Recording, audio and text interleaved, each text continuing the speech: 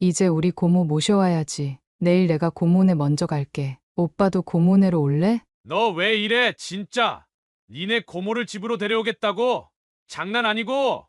아니, 고모님 멀쩡히 혼자 생활 잘하시는데 여기를 왜 데려와? 우리 신혼이야. 이제 막 결혼했다고. 어떻게 여기로 고모님을 모셔올 생각을 해? 분명히 약속했잖아. 결혼하고 이 집에서 고모랑 같이 살기로. 그러기로 하고 이 집에서 사는 거야. 오빠, 내가 원하는 대로 하라며? 난 그런 적 없어. 너 제정신 아니구나? 아무리 내가 관대하고 봐주고 넘어갔대도 그렇지. 남자가 처가 식구랑 어떻게 같이 사니? 우리 엄마 알면 난리나. 안 그래도 내가 공동명의도 안 해주는 여자 집에 들어가서 산다고 나 불쌍하다 그러시는데 거기에 마누라 고모까지 들어온다고 해봐. 횡포도 이런 횡포가 없다고 하실 거야. 집 했으면 혼수는 내가 했어야 되는데 그것도 반반했다고 지금 유세 떠는 걸로밖에 안 보이지. 오빠, 분명히 오빠가 약속한 거야. 오빠가 무슨 말을 해도 핑계밖에 안 돼. 고모랑 같이 살기로 한 거는 팩트라고. 팩트 같은 소리 한다. 밖에 나가서 다 물어봐. 이런 상황을 어떤 남자가 이해하는지. 오빠 이러려고 어머니한테도 얘기하지 말라고 한 거지. 그리고 네 명이 집에 들어와서 사는 게 그렇게 안타까우셨으면 우리한테서 예단은 뭘 그렇게 많이 받아갔대? 그런 거 자존심 세우시는 분 치고는 너무 뻔뻔하던데. 사연을 듣고 난 후 각자의 의견을 댓글로 남겨주시기 바랍니다. 사연자분에게 큰 힘이 될 수 있습니다. 각색될 수 있고 사연자분의 입장에서 구성될 수 있습니다. 김은혜는 얼마 전 큰 사건을 겪었습니다. 신혼여행에서 돌아와 일주일 만에 초스피드로 이혼을 하게 된 것이었습니다. 사실 혼인신고 전이었기 때문에 법적으로는 이혼이라 하기도 애매했지만 공식적으로는 친지들을 불러 결혼식을 치른 후에 헤어진 것이었기에 이혼이라고 할 수 있었습니다. 은혜 씨는 사실 37세까지는 결혼하지 않겠다고 마음먹고 있었습니다. 결혼을 서두르고 싶지 않았기 때문입니다. 아무리 시대가 변했다고 해도 결혼하면 여자가 집에 더 묶이고 바깥 활동이 자유롭지 않은 현실이 존재했기 때문이었습니다. 그녀는 가능한 한 어디에도 구속되지 않고 일하고 싶었고 시간을 혼자 즐기는 것을 더 좋아했기에 옆에 누군가가 없는 것이 더 좋았습니다. 하지만 은혜 씨의 그런 모습을 고모는 늘 안타깝게 생각했습니다. 은혜야, 너 결혼 안 하고 이렇게 있으면 내가 나중에 저 세상 가서 네 엄마 아빠를 어떻게 보니? 내가 결혼 안 한다고 했나? 좀 더 있다 한다는 거지. 요새 결혼 안 하고 사는 사람들도 많아. 전에 결혼한 내 친구 세정이가 그러더라. 빨리 결혼하지 말래. 자기 후회한대. 그건 세정이 사정이지. 나는 아직 그럴 마음 없어. 고모 속 타는 거 볼래? 진짜 이럴 거야? 그녀의 고모는 화를 내시는 게 아니었습니다. 은혜 씨가 가정을 꾸려 행복하게 잘 사는 모습을 보고 싶어 하셨던 것이었습니다. 그래서 그녀를 볼 때마다 안타깝고 불쌍하게 여기는 눈빛이 가득했습니다. 은혜 씨와 고모는 한나란 씨의 가족을 잃었습니다. 은혜 씨가 중학생 때 고모네 가족이 다 함께 단체 여행을 갔다가 돌아오는 길에 타고 있던 관광버스가 마주 오던 트럭과 충돌해 큰 사고가 났던 것이었습니다. 그때 고모부도 사촌도 은혜 씨의 부모님도 모두 돌아가셨고 은혜 씨와 고모만이 살아남았습니다. 장례식을 치르고 고모는 은혜 씨를 안으며 말했습니다. 이렇게 된 거 우리 둘이 먼저 간 사람들 목까지 잘 살자꾸나. 고모는 정말 은혜 씨 하나만 보고 사셨다고 해도 과언이 아닐 정도로 그녀를 친딸 이상으로 잘해주셨습니다. 아마도 은혜 씨와 동갑이었던 사고로 떠난 사촌이 생각나서 더 그랬을 것입니다. 그런 고모가 은혜 씨에게 남자친구가 생겨 결혼하기를 간절히 바라셨기에 은혜 씨도 굳이 37세까지 결혼 안 하겠다고 정하지 말자는 마음이 생겼습니다. 그래서 친구에게 부탁해 몇 번의 소개팅을 하게 되었지만 소개팅 상대들은 은혜 씨가 꽤 있는 집 자식이라는 걸 알고 나와서인지 의사라면 병원을 차려줄 수 있는지 다른 직업이면 얼마나 자신에게 도움이 되는지를 따졌습니다. 집이나 차를 마련해 줄 수 있는지도 중요했습니다. 은혜 씨라는 사람 자체와 마음이 맞고 잘 지낼 수 있는지를 보는 게 아니었습니다. 이건 아니다 싶었습니다.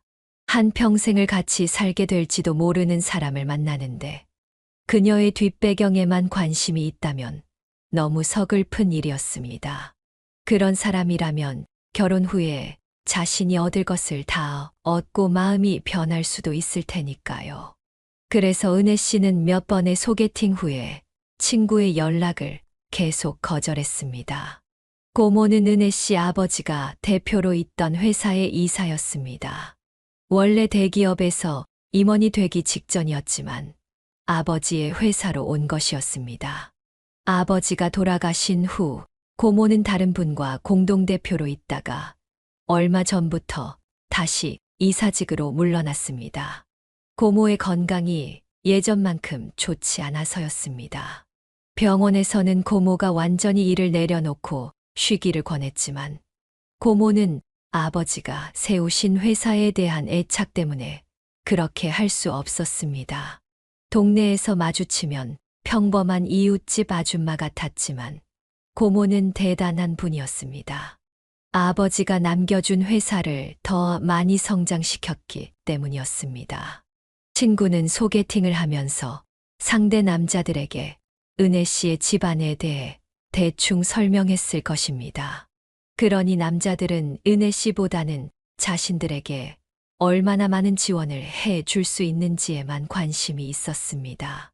웃긴 것은 은혜 씨가 사귀자고 하지도 않았고 결혼하게 될지 전혀 모르는데도 그들은 마치 결혼이 기정사실인 것처럼 어디까지 해줄 수 있느냐고 물었습니다. 그만큼 자신감 넘치는 남자들이었지만 은혜 씨를 따뜻한 눈으로 봐주지는 않았습니다. 그런 사람들과 함께 미래를 그리고 싶지 않았습니다. 그래서 번번이 소개팅은 한두 번 만나고 많아야 3번 만나고 끝나기 일쑤였습니다. 은혜 씨는 친구들에게 더 이상의 소개팅은 사양한다고 말하고 더는 남자를 만나지 않았습니다. 그 친구는 은혜 씨의 집안 사정도 잘 알고 고모와도 안면이 있을 정도로 친했습니다. 은혜 씨가 남자친구가 없다는 것을 답답하게 생각했던 친구는 그녀가 더 이상 소개팅하지 않겠다고 한 것을 고모에게 알렸습니다. 고모는 대체 이유가 뭐냐며 은혜 씨를 앉혀놓고 진지하게 말씀하셨습니다. 네 친구가 그러더라. 너 이제 소개팅 안 한다고 했다고. 원래 마음에 드는 사람 만나는 게 힘든 법이야. 만날 때까지 소개를 받아야지. 몇 번 하다가 관두면 어떻게 해? 다들 우리 집에서 자기네 얼마나 돈 대줄 수 있는지 그 계산만 하는 걸. 그게 노골적으로 보이는데 내가 좋겠어? 다들 너무 잘나서 사람 사귀는 법을 못 배운 건지. 너무 별로야. 그럼 고모 친구가 남자 소개시켜 준다는데 그 사람 만나볼래? 됐어. 난 싫어. 고모, 이제 진짜 질리려고 해. 그래도 한 번만 더 만나봐. 내 친구가 그러는데 나이도 성격도 너랑 잘 맞을 것 같대. 고모가 사진 봤는데 너랑 잘 어울릴 것 같아. 키도 크고 듬직해 보이는 게 너랑 딱 서 있으면 아주 그림이 되겠어. 이 사람한테는 우리 집 이야기 자세히 안 하고 만나보자. 응. 고모 면도 좀 세워주라. 친구가 부탁하는데 차라도 한 잔 마셔봐. 어휴, 그래, 알았어. 그럼 진짜 집안 얘기 안 하고 만나보는 거다. 알았어. 가서 만나기나 해. 고모가 옷 사줄까? 그렇게 고모는 은혜 씨를 아이 달래듯이 다독이며 선자리에 내보냈습니다. 그 남자는 고모가 말한 것처럼 인상도 듬직하고 좋았고 소탈해 보였습니다. 이전에 만났던 남자들처럼 잘난 척도 하지 않았고 착해 보였습니다.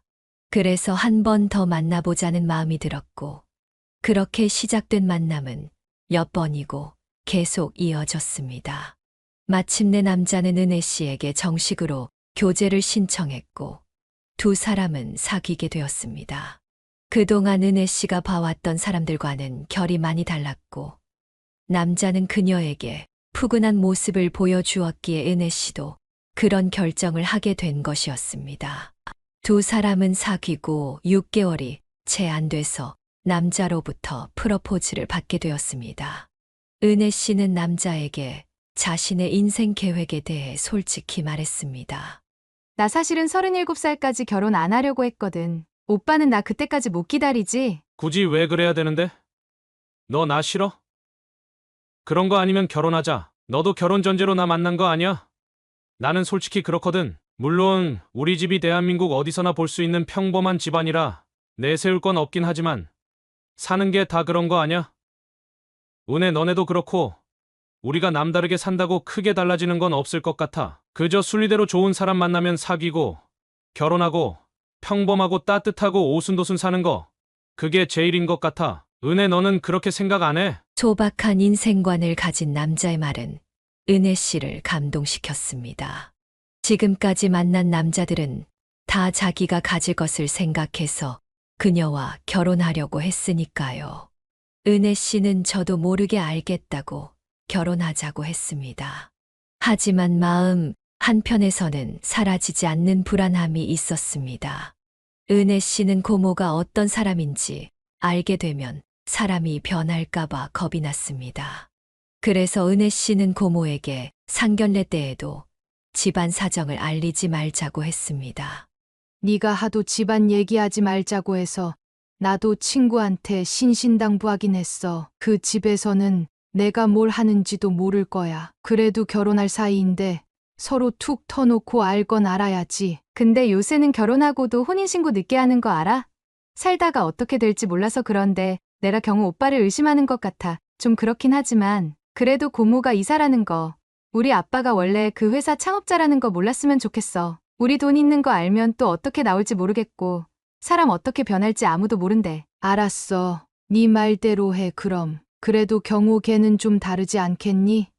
나한테 인사하러 왔을 때도 믿음직해 보이던데. 하긴 그렇다. 사람을 어떻게 겉만 보고 다 알 수 있겠니? 네 마음 편한 대로 하자. 사회생활을 오래 한 고모라 그런지 사람에 대해 딱 이렇다 저렇다 하지 않으시는 고모의 태도에서 연륜이 느껴졌습니다. 고모도 사람들이 상황에 따라 변하는 걸 많이 봐왔으니까요. 그리고 은혜 씨는 상견례 후 남자친구에게 이렇게 말했습니다. 오빠, 나한테는 고모가 부모님 대신인 거 알지? 그럼 알지. 네가 니네 가족 이야기 다 해줬잖아. 대단하신 거지. 이렇게 조카를 어엿한 사회인으로 키워내셨잖아. 게다가 대기업 직장까지 다니고 말이야. 맞아. 고모 진짜 대단하시지. 그러니까 오빠도 우리 고모한테 잘해줘. 나 다른 거 안 바라는데 고모가 몸이 많이 안 좋아지셨거든. 그래서 고모한테 자식 노릇하고 싶어. 그래, 내가 그런 걸 왜 하지 말라고 하겠어. 근데 결혼하고도 너무 가까이에 살면 서로 더 싸우지 않겠어? 고모도 나도 소중한 사람들을 잃어봐서 그럴 일 없어. 지금까지도 그랬고 나 오빠만 괜찮다면 내 앞으로 된 42평형 아파트에서 고모도 같이 살았으면 좋겠어. 네 앞으로 된 아파트가 있다고? 정말이야? 맞아. 뷰도 앞이 탁 트여서 괜찮아. 설마 한강 보이는 그런 데야? 어라, 만나보네. 남자친구의 얼굴 표정이 순식간에 환하게 빛났습니다. 사실 남자는 얼마 전부터 전세 아파트를 구할 수 있는지 고민하고 있었습니다. 남자가 갖고 있는 예산으로는 은혜 씨가 돈을 합친다고 해도 두 사람 다 회사에서 먼 곳의 좁은 아파트밖에 구할 수 없었습니다. 은혜 씨가 한강 보이는 곳에 42평형이 있다고 하자 남자는 화들짝 놀라면서도 아주 좋아했습니다.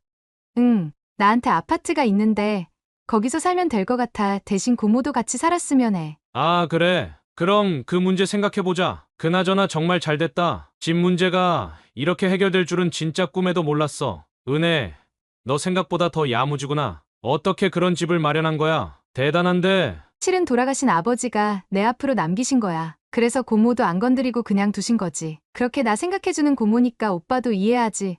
몸이 안 좋으셔서 혼자 계시다가 갑자기 무슨 일이라도 있을까봐 걱정이야. 정말 고모랑 살 수 있게 해줘. 남자는 고개를 끄덕이며 말없이 웃기만 했습니다. 은혜 씨는 그것을 그렇게 하자는 뜻으로 받아들였습니다. 남자의 그런 모습을 보니 전에 만났던 남자들과 비교되었고, 은혜 씨는 결혼 결정을 후회하지 않기로 했습니다. 그렇게 결혼 준비를 하나하나 해 나가던 중 어느 날 남자가 은혜 씨에게 물어보았습니다. 은혜야, 이거 네가 고모님 모시고 살자고 해서 물어보는 건 아니고 고모님은 수입이 있으신지 궁금해서 연금 같은 거 받으셔.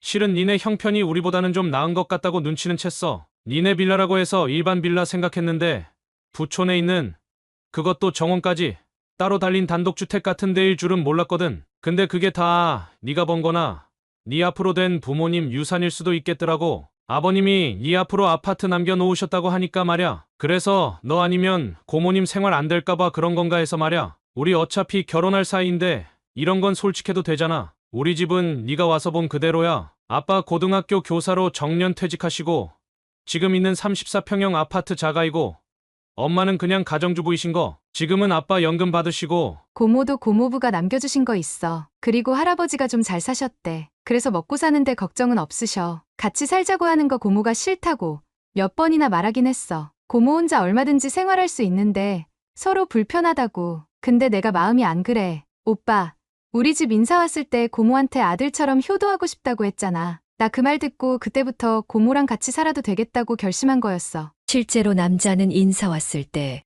고모에게 아들로 생각해 달라며 은혜 씨와 같이 효도하겠다고 말했었습니다.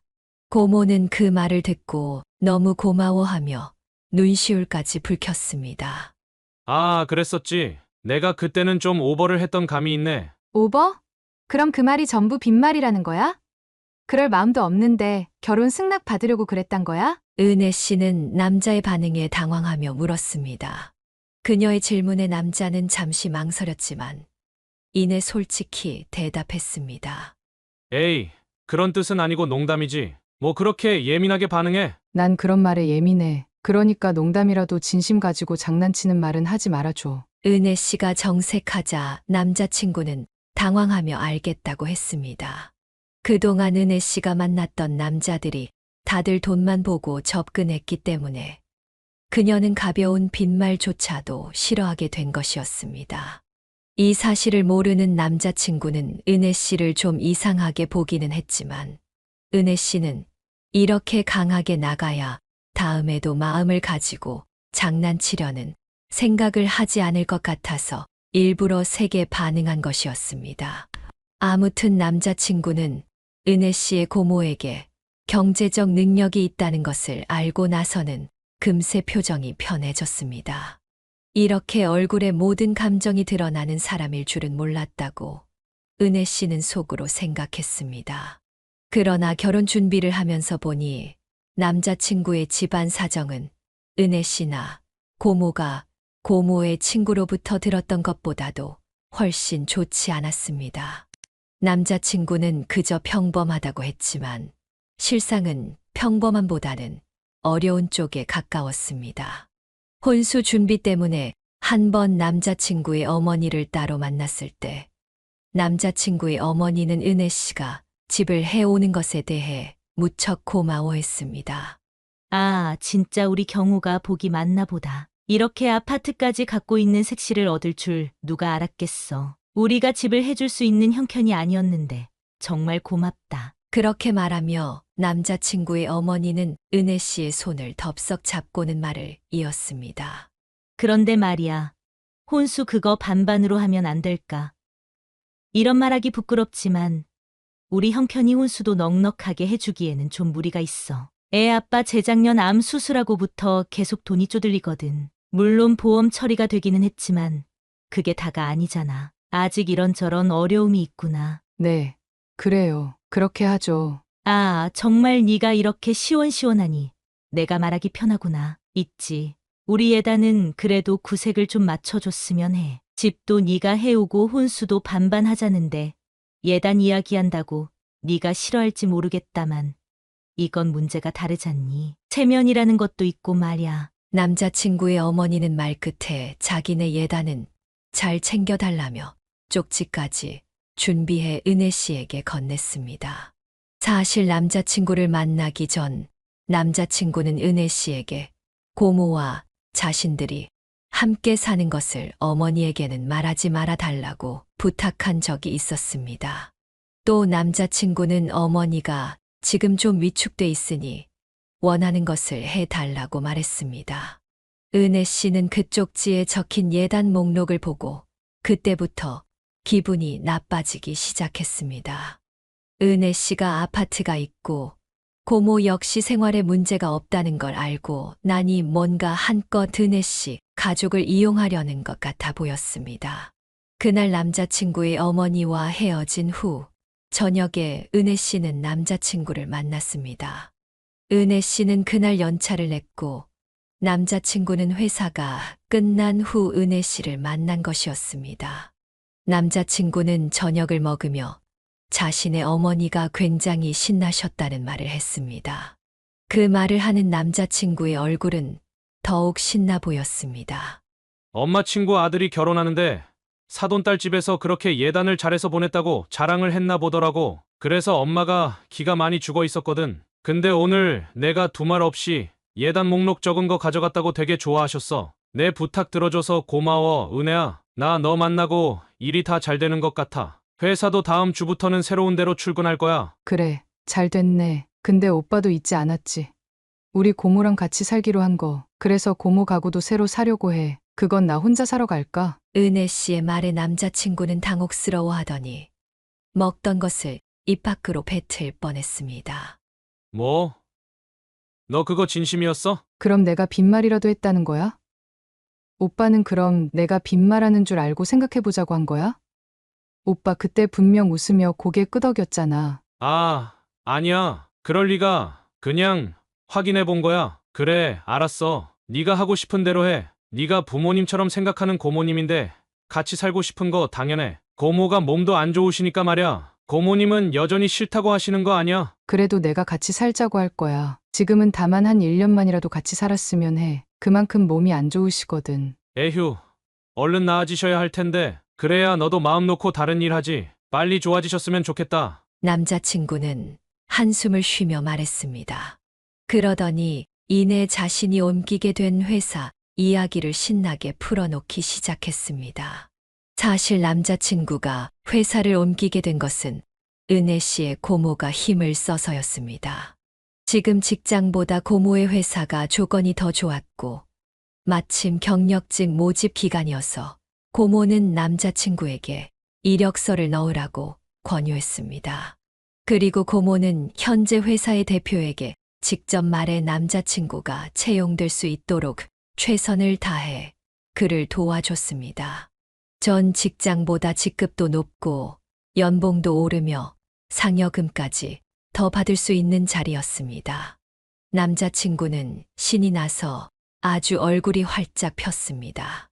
하긴 내가 언제까지 지금 회사에 있을 사람은 아니었어. 은혜, 너 진짜 남편 잘 만난 줄 알아. 드디어 내 능력을 펼칠 수 있는 기회를 만났는데 딱 그때 네가 나랑 결혼하게 됐잖아. 그렇게 자신감 넘치는 남자친구의 모습을 보니 은혜 씨는 한편으로는 우습기도 했지만 일단은 잘해보라고 격려해 주었습니다.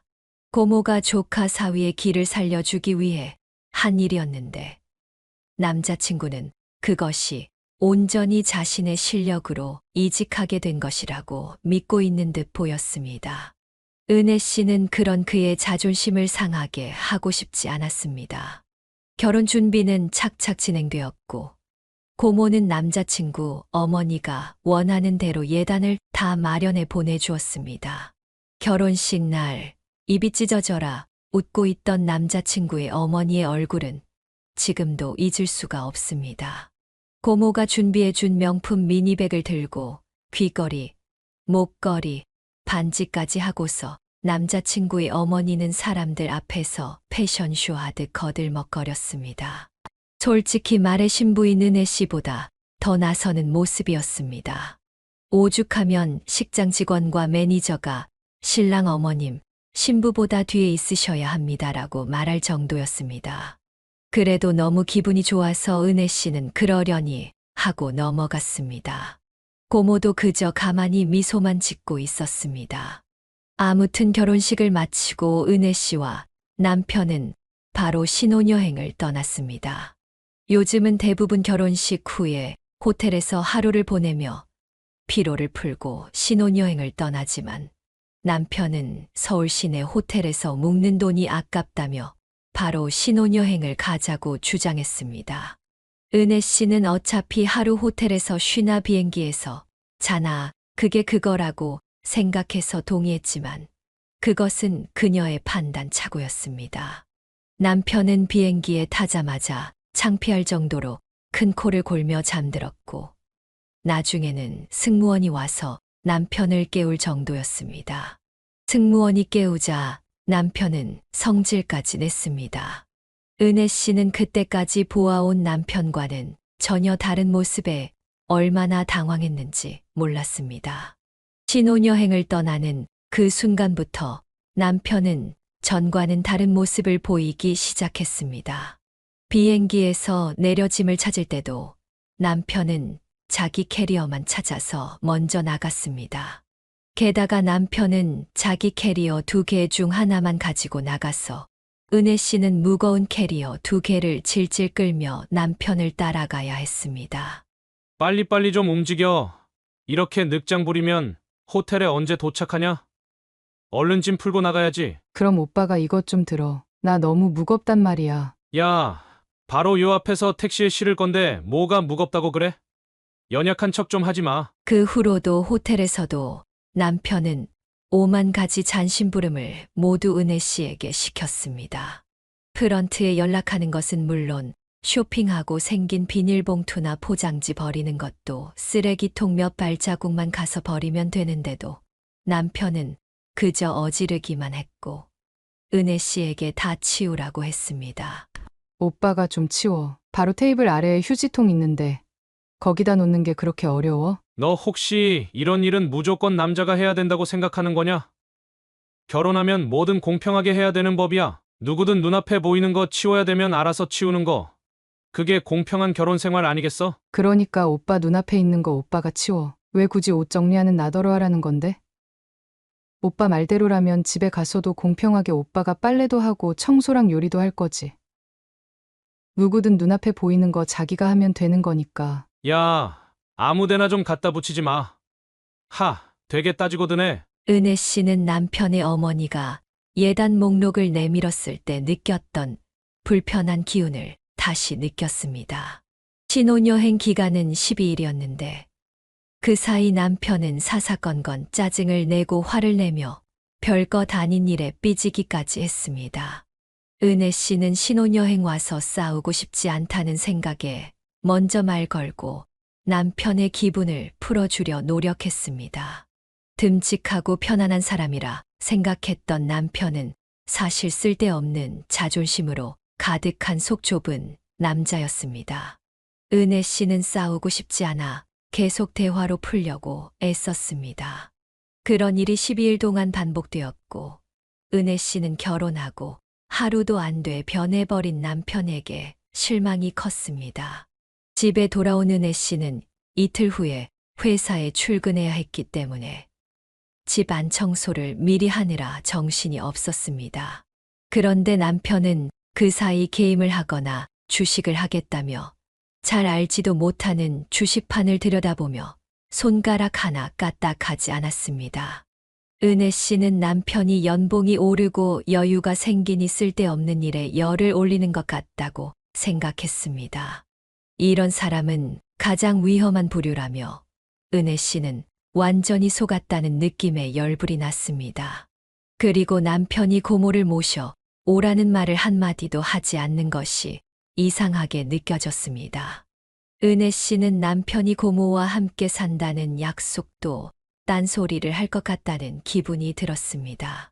그래도 혹시 먼저 말을 꺼내려나 기다리며 사흘 정도 지켜보았지만 남편은 고모 이야기를 꺼내지 않았습니다. 결국 나흘째 되던 날, 은혜 씨는 남편에게 말을 꺼냈습니다. 이제 우리 고모 모셔와야지. 내일 내가 고모네 먼저 갈게. 오빠도 고모네로 올래? 그러자 남편은 숟가락을 탁 내려놓으며 험악한 표정을 지었습니다. 너 왜 이래, 진짜? 니네 고모를 집으로 데려오겠다고? 장난 아니고? 아니, 고모님 멀쩡히 혼자 생활 잘하시는데 여기를 왜 데려와? 우리 신혼이야. 이제 막 결혼했다고. 어떻게 여기로 고모님을 모셔올 생각을 해? 분명히 약속했잖아. 결혼하고 이 집에서 고모랑 같이 살기로. 그러기로 하고 이 집에서 사는 거야. 오빠, 내가 원하는 대로 하라며? 난 그런 적 없어. 너 제정신 아니구나? 아무리 내가 관대하고 봐주고 넘어갔대도 그렇지. 남자가 처가 식구랑 어떻게 같이 사니? 우리 엄마 알면 난리나. 안 그래도 내가 공동명의도 안 해주는 여자 집에 들어가서 산다고 나 불쌍하다 그러시는데 거기에 마누라 고모까지 들어온다고 해봐. 횡포도 이런 횡포가 없다고 하실 거야. 집 했으면 혼수는 내가 했어야 되는데 그것도 반반했다고 지금 유세 떠는 걸로밖에 안 보이지. 오빠, 분명히 오빠가 약속한 거야. 오빠가 무슨 말을 해도 핑계밖에 안 돼. 고모랑 같이 살기로 한 거는 팩트라고. 팩트 같은 소리 한다. 밖에 나가서 다 물어봐. 이런 상황을 어떤 남자가 이해하는지. 오빠 이러려고 어머니한테도 얘기하지 말라고 한 거지. 그리고 네 명이 집에 들어와서 사는 게 그렇게 안타까우셨으면 우리한테서 예단은 뭘 그렇게 많이 받아갔대? 그런 거 자존심 세우시는 분 치고는 너무 뻔뻔하던데. 너 우리 엄마 보고 뻔뻔하다고 했냐? 예단은 당연히 여자 집에서 하는 거야. 그걸 보고 뻔뻔하다고 하면 안 되지. 오빠, 혹시 내가 생각보다 돈도 있고 하니까 결혼할 형편도 안 되면서 결혼하자고 한 거야? 일단 이런 한강 보이는 집에서 살아야겠다는 생각에 지르고 본 거냐고? 은혜 씨의 말에 남편은 얼굴이 벌개져서 큰 소리만 쳤습니다. 그랬으면 어쩔 건데? 너 결혼하고 며칠 되지도 않아서 나랑 안 살겠다. 그러기라도 할 거야? 야, 이미 나랑 결혼한다고 일가 친척의 친구들 있는 사람 없는 사람 다 불러다 결혼식까지 했는데 네가 뭘 할 수 있어? 그리고 너 이제 우리 부모가 네 가족이야. 한치 건너 고모 생각은 좀 그만하고 우리 부모님한테 잘할 생각해. 고모 절대 못 모셔오니까 알아서 해. 네가 자주 찾아가라고. 은혜 씨는 남편의 모습을 보며 지금이라도 당장 헤어져야겠다고 결심했습니다.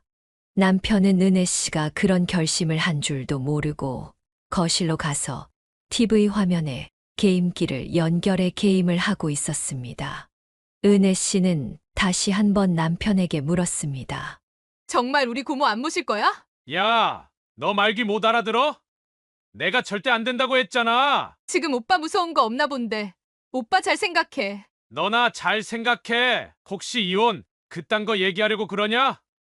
허이구, 결혼하고 며칠 되지도 않아서 너 이상한 소문 나기 딱 좋다고. 결혼하고 바로 파토 내는 너를 누가 거들떠보겠냐? 남편은 신혼여행에서 돌아와 바로 다음 날 은혜 씨에게 주민센터 가서 혼인신고서 내고 오라며 신분증에 인감증명까지 다 건네주었지만 은혜 씨는 아직 신고를 하지 않았습니다. 남편은 그 사실을 모르고 있었고 자신이 다니게 된 회사가 은혜 씨 아버지가 창업한 회사라는 것도 몰랐습니다. 그러니 저렇게 큰 소리치는 것이었습니다. 은혜 씨는 일단 날이 밝기를 기다렸습니다. 밤중에 갑자기 고모에게 들이닥치면 고모가 너무 놀랄 것 같아 참은 것이었습니다. 은혜 씨는 남편을 원래 있던 자리로 되돌려 놓아야겠다고 결심했습니다. 날이 밝자마자 은혜 씨는 회사에 병가를 낸다고 연락하고 바로 고모에게 갔습니다. 그리고 신혼여행 비행기에서부터 남편이 어떻게 행동했는지, 그가 어떻게 변했는지 낱낱이 이야기했습니다. 고모는 예상보다 더 크게 화를 내셨습니다. 고모와 함께 살지 않겠다고 한 것보다 은혜 씨에게 거짓말하고 막대했던 것에 완전히 분노한 것이었습니다. 그러더니 고모는 운전기사에게 연락해 바로 와 달라고 했습니다. 가자. 은혜야, 내가 안 그래도 네 시어머니가 널 째려보면서 말하는데 내 마음이 다 불편했다. 네가 집도 장만하고 혼수까지 반반하는데 자기네 예단 주르륵 해달라는 거 보면서 설마 했는데 그 어머니 결혼식장에서 하는 행동 봐라. 나 그거 보면서 조카 사위는 괜찮을지 솔직히 걱정스러웠는데 역시나구나. 나 이놈 당장 망신줘야 내 속이 풀리겠어. 어디 감히 눈에 넣어도 안 아플 내 딸한테 그렇게 해. 고모는 은혜 씨를 딸이라고 하며 그녀의 손을 끌고 집을 나섰습니다. 은혜 씨와 고모가 향한 곳은 다름 아닌 고모가 이사로 있는 회사, 은혜 씨의 아버지가 창업한 남편이 지금 다니고 있는 바로 그 회사였습니다. 고모는 회사로 가는 길에 대표님에게 연락해 남편이 지금까지 어떻게 일했는지 자세히 물었고 은혜 씨에게 한 행동과 시어머니 일까지 모두 말했습니다. 대표님은 은혜 씨 집안과 막역한 사이였기에 그런 이야기를 모두 들어도 될 만큼 가까운 사이였습니다. 회사가 도착하자 은혜 씨와 고모는 대표실로 향했습니다. 마침 남편의 부서가 대표실로 가는 복도 옆에 있는 전략팀이었기에 남편은 은혜 씨와 고모가 엘리베이터에서 내려 복도로 가는 모습을 볼 수 있었습니다. 남편은 복사기 앞에서 무언가를 카피하다가 은혜 씨와 고모를 발견하고는 놀라 눈이 커졌습니다. 그러더니 종종 걸음으로 다가와 은혜 씨를 밀어내며 되돌리려 했습니다. 너 지금 뭐 하냐? 내가 고모랑 같이 안 산다고 했다고 이렇게 찾아오면 어쩌라고 그래? 어? 이래봤자 너랑 고모만 망신 당하는 거야. 알기는 알아? 너도 회사 다니면서 이게 뭐 하는 짓이야?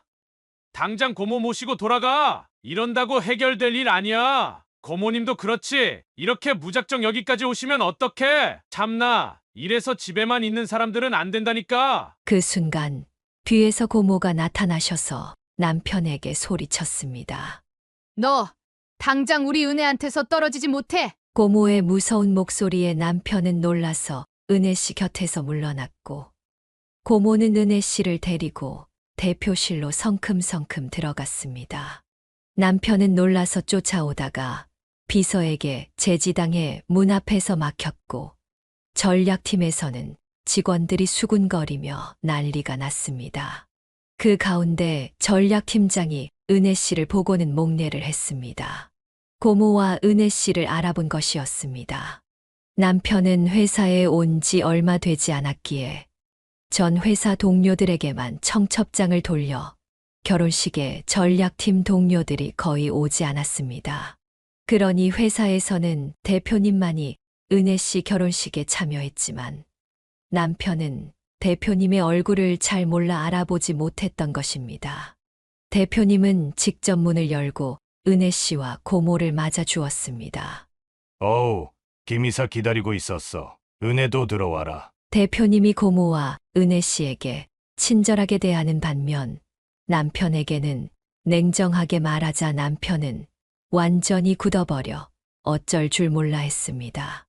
이미 고모에게 이야기를 들은 대표님은 그동안 남편이 일한 것에 대한 보고를 받아두고 있었다고 했습니다. 좀 전에 은혜 씨를 알아본 전략팀장을 불렀다고도 했습니다. 아니, 박경호 씨가 문제를 좀 일으켰다고 하네. 기획팀하고 같이 외국 기업 앞에서 프레젠테이션 하는데 우리 기획안 PPT가 아니고 주식 거래 화면을 띄웠다는 거야. 그러니까 들어오기 직전까지 주식 들여다보다가 실수를 한 거지. 바로 수습하기는 했지만 그때 그 일을 제대로 숙지하지 못해서 결국 박경호 씨 빼고 팀장하고 다른 직원들이 사과하고 일 진행했다더군. 나는 그래도 전에 회사에서 평이 나쁘지 않길래 은혜 신랑 될 사람이라고 이력서 보고 뽑았는데 그럼 그 일 어떻게 됐어?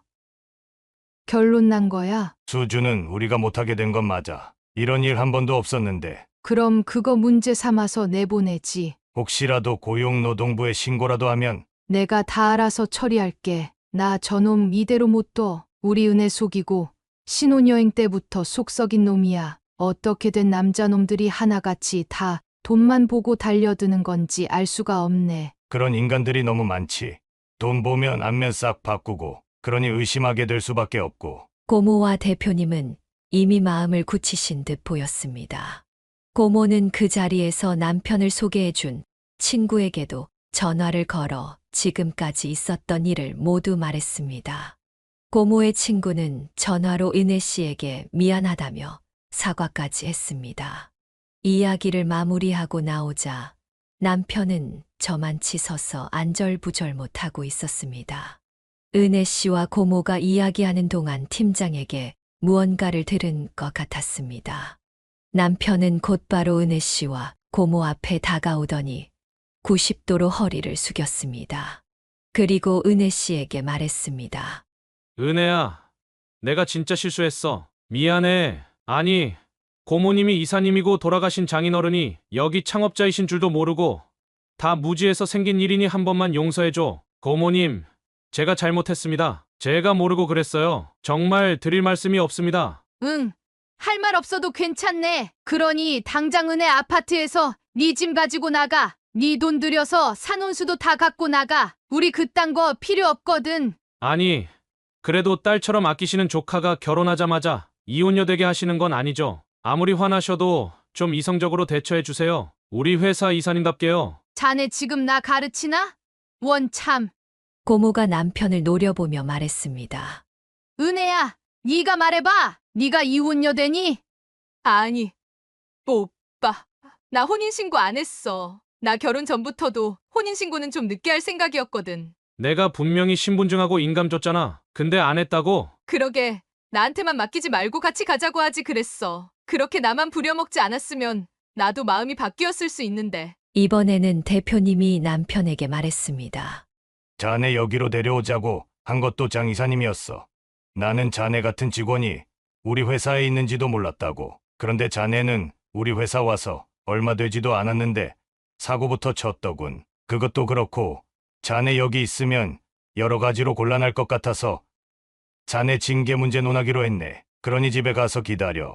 그 말에 남편은 덜덜 떨더니 자리를 떠나 엘리베이터로 향하는 고모와 은혜 씨를 쫓아갔습니다. 은혜야, 우리 이렇게 끝내는 건 아니지. 안 그래? 박경호, 너 나한테 이혼할 수 있겠냐고 비웃었지? 너 나 우습게 보고 함부로 대했잖아. 나는 아닌 건 빨리 접는 게 맞다고 생각해. 너는 결혼식 전부터 조금씩 이상한 조짐 보였고 신혼여행 때부터 아주 개판이었어. 네 짐 안 빼면 내가 이삿짐 센터 불러서 바로 다 빼버릴 테니까.